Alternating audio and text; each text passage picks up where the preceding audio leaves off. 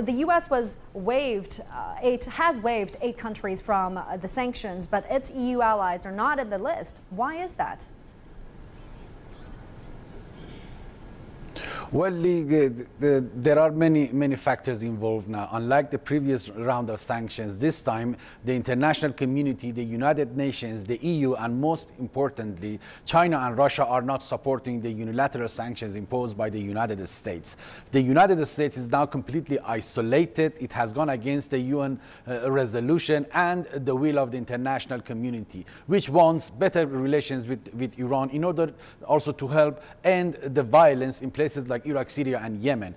Obviously, Washington doesn't like that because it doesn't want a normalized relation with Iran. That's why it has come up with these kind of accusations and at the same time voided the nuclear deal. However, at the end of the day, the truth is out there. European leaders keep calling us day in, day out, almost on a daily basis over the past 2 weeks that they are committed to the nuclear deal, they will stick to the nuclear deal, and they will support Iran in order to get paid for its oil and trade through a special financial banking system or mechanism that they have already introduced and is going to come into effect in the coming days, if not weeks. So at the end of the day, Iran is not losing. The first round of sanctions didn't kill us. The second round of sanctions obviously is going to make us stronger because we are not alone in this. And tell us more about how it's affecting people there. What will the new sanctions affect their lives? You mentioned it's only going to make the country stronger, but what about ordinary people there? The current, the currency there, the rial, hit a record low in September. What will happen to the Iranian economy after the sanctions?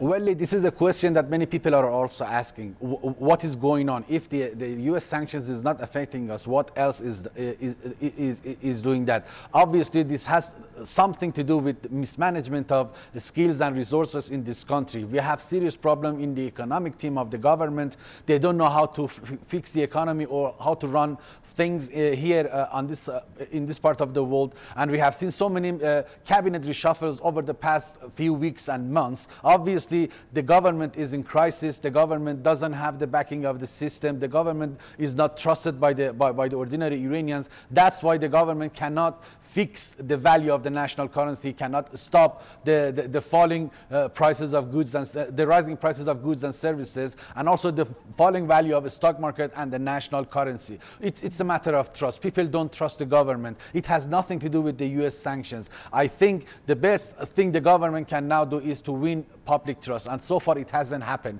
But yes, the value of the national currency has gone down to some extent. We have problem in the stock market and rising prices that has something to do with the U.S. sanctions, but that's not the end of it. Most of the problems that we face today is mismanagement of resources and the problem with the economic team of the government, Lee. All right, thank you very much for your analysis, Mr. Ghanbar Naderi, joining us live there.